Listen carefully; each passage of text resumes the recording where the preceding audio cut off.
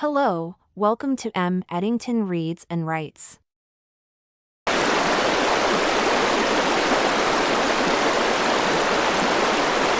Early morning, in the Water Kingdom Palace, the air hung heavy with anticipation, the quietude of the still dawn broken only by the soft rustling of curtains caressed by a gentle breeze.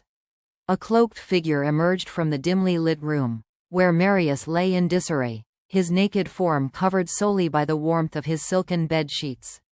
As the heavy door swung shut behind the mysterious figure, Marius stirred, his eyes slowly fluttering open to greet the resplendent golden rays that filtered through the intricately carved windows, turning the room into a haven of ethereal light.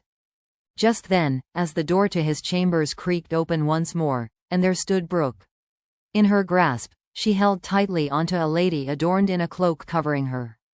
The lady's voice quivered with a mix of apprehension and regret as she uttered, "I didn't mean it." Marius, his heart pounding in his chest, lunged towards them in a flurry of motion, a momentary glimmer of hope fluttering in his mind. In his desperation, he called out, "Agniastra." However, as Marius reached the pair, reality crashed down upon him like a crashing wave.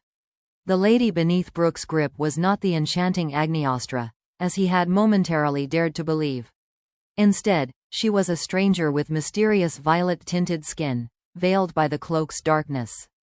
A tangle of emotions writhed within Marius, confusion and concern intertwining as he confronted the scene before him. Marius questioned Brooke, his voice laced with a hint of accusation. "What are you doing?" he asked, his tone tinged with a mixture of trepidation and disappointment. With a sudden, dismissive gesture, Brooke flung the unknown lady carelessly to the floor at Marius's feet. Her voice dripped with a mix of resentment and insecurity as she hurled her accusations into the air. "I see you watch them, those people in the village below. I caught this one leaving your room," she exclaimed, her voice filled with a potent blend of anger and suspicion.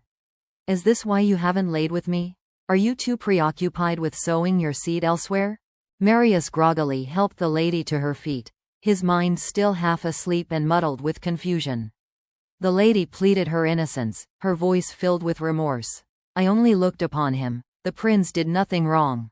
I am sorry, your highnesses. I was merely curious about the figure that always watches us from above. Please, punish only me and spare my people." Marius, still disoriented, tried to soothe her.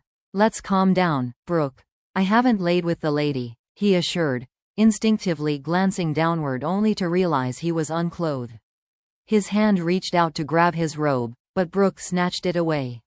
She paced back and forth in front of Marius and the lady, her voice laced with hurt and confusion. "Why haven't you been with me? We've been married for some time now, and yet we have only been intimate once, on our wedding night." Marius sank back onto the edge of his bed. He searched for the right words to explain his actions or lack thereof. "I don't know," he confessed, his voice tinged with sorrow. "I have broken my own heart, and it has taken a toll on my body." He gestured towards the lady cloaked in shadows. "Her people remind me of Agniastra, and I am trying my best to move on, but perhaps, Brooke, it is you who should decide what you want from me." Thanks for watching and share, subscribe.